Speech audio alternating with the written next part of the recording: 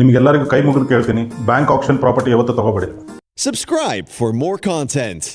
ನಮಸ್ಕಾರ, ನಾನು ನಿಮ್ಮ ಡಾಕ್ಟರ್ ಶಿವಪ್ರಸಾದ್ ಮಾತಾಡ್ತಾ ಇದ್ದೀನಿ. ಸೊ ಇವತ್ತು ನಾವು ಒಂದು ಟಾಪಿಕ್ ಬಗ್ಗೆ ಮಾತಾಡ್ತಾ ಇದ್ವಿ. ಆಲ್ರೆಡಿ ನನ್ನ ಪ್ರೀವಿಯಸ್ ವೀಡಿಯೋದಲ್ಲಿ ನಾನು ಶೇರ್ ಮಾಡಿದ್ದೆ ಬ್ಯಾಂಕ್ ಆಕ್ಷನ್ ಪ್ರಾಪರ್ಟಿನ ಹೇಗೆ ನೀವು ಪರ್ಚೇಸ್ ಮಾಡಬೇಕನ್ನೋದು. ಸೊ ಇವತ್ತು ನಾನೊಂದು ಇನ್ನೊಂದು ಬಿಗ್ ರಿವೀಲ್ ಮಾಡ್ತಾ ಇದ್ದೀನಿ. ದಟ್ ಬ್ಯಾಂಕ್ ಆಕ್ಷನ್ ಪ್ರಾಪರ್ಟಿನ ನೀವು ತೊಗೋಬೇಕಾದಾಗೆ ಭಾಳಷ್ಟು ಯೋಚನೆ ಮಾಡಿ ತೊಗೊಳ್ಳಿ.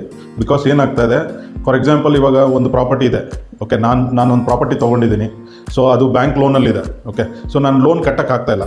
ಸೊ ಫಸ್ಟ್ ನಾನು ಏನು ಮಾಡ್ತೀನಿ ಅಂದರೆ, ಆ ಲೋನ್ ಕಟ್ಟೋಕ್ಕಾಗಲಿದ್ದಾಗ one month instalment, second month instalment ನನಗೆ ಕಟ್ಟೋಕ್ಕಾಗಿಲ್ಲ ಅಂದರೆ ನಾನು ಏನು ಮಾಡ್ತೀನಿ, ಅದನ್ನು ಪ್ರಾಪರ್ಟಿನ ಸೇಲ್ ಮಾಡೋಕ್ಕೆ ಯೋಚನೆ ಮಾಡ್ತೀನಿ. ಓಕೆ, ಸೊ ಸೇಲ್ ಮಾಡೋಕ್ಕೆ ಯೋಚನೆ ಮಾಡಿದಾಗ ನನ್ನ ಫ್ರೆಂಡ್ಸು, ನೆಟ್ವರ್ಕ್ಸು ಅಥವಾ ಸೋಷಿಯಲ್ ಮೀಡಿಯಾ ಅಥವಾ ಏಜೆಂಟ್ಸು ಯಾರ್ಯಾರಿದ್ದಾರೆ, ಬ್ರೋಕರ್ಸು, ಅವ್ರನ್ನೆಲ್ಲ ಅಪ್ರೋಚ್ ಮಾಡಿ ನಾನು ಸೇಲ್ ಮಾಡೋಕ್ಕೆ ಟ್ರೈ ಮಾಡ್ತೀನಿ. ಸೇಲ್ ಮಾಡೋಕ್ಕೆ ಆಗಿಲ್ಲ ಅಂದಾಗ ಅವಾಗ ಆ ಪ್ರಾಪರ್ಟಿ ಏನಾಗುತ್ತೆ, ಬ್ಯಾಂಕ್ ಅವರು ನನ್ನ ಪ್ರಾಪರ್ಟಿನ ಕಬ್ಜಾ ಮಾಡ್ತಾರೆ. ಓಕೆ, ಕಬ್ಜಾ ಮಾಡಿ ಅದನ್ನು ಬ್ಯಾಂಕನ್ನ ಆಕ್ಷನ್ಗಿಟ್ಟು ಸೇಲ್ ಮಾಡ್ತಾರೆ. ಸೊ ನೀವಿಲ್ಲಿ ಯೋಚನೆ ಮಾಡಬೇಕಾಗಿದೆ ಏನಂದರೆ, ಯಾರೇ ಒಬ್ಬ ಪರ್ಸನ್ನು ಅವ್ರ ಪ್ರಾಪರ್ಟಿ ಬ್ಯಾಂಕ್ ಆಕ್ಷನ್ಗೆ ಹೋಗಿದೆ ಅಂತಂದರೆ ಆ ಪ್ರಾಪರ್ಟಿ ಬೈಯರ್ಸ್ ಯಾರು ಇಂಟ್ರೆಸ್ಟೆಡ್ ಇಲ್ಲ.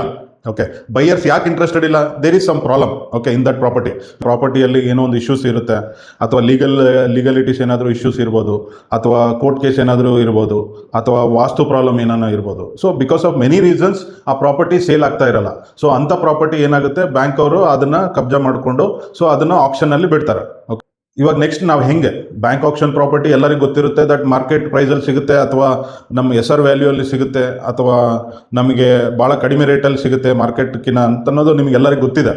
ಬಟ್ ಇವಾಗ ನಾನು ಬ್ಯಾಂಕ್ ಆಕ್ಷನ್ ಪ್ರಾಪರ್ಟೀಸ್ ಯಾವುದು ಚೂಸ್ ಮಾಡಬೇಕಂದ್ರೆ, ಒಂದು ಅಗ್ರಿಕಲ್ಚರ್ ಲ್ಯಾಂಡ್. ಇನ್ ಕೇಸ್ ನಿಮ್ಗೆ ಏನಾನ ಅಗ್ರಿಕಲ್ಚರ್ ಲ್ಯಾಂಡ್ ಬರ್ತಾ ಇದೆ ಅಥವಾ ಸೈಟ್ ಬರ್ತಾ ಇದೆ, ಬಿಕಾಸ್ ನೀವು ಆಕ್ಷನಲ್ಲಿ ನಿಮ್ಮ ಪ್ರೊಸೀಜರ್ ಪ್ರಕಾರ ನೀವು ನೋಡಿದ್ರೆ ನಿಮಗೆ ಗೊತ್ತಾಗುತ್ತೆ. ಸೊ ಮ್ಯಾಕ್ಸಿಮಮ್ ಕಮರ್ಷಿಯಲ್ ಶಾಪ್ಸ್ ಏನಾನ ಬಂದರೆ that is a very good option.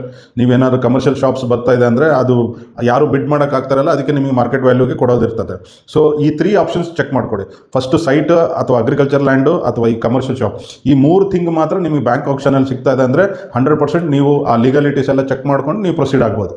So ಇದೇ ರೀತಿ ನಮ್ಮ ವೀಡಿಯೋಸ್ನ ನೀವು ಫಾಲೋ ಮಾಡಿ, ನಿಮಗೆ ರಿಯಲ್ ಎಸ್ಟೇಟ್ ಅಪ್ಡೇಟ್ಸ್ ಕಂಟಿನ್ಯೂ ಸಿಗುತ್ತೆ. Thank you.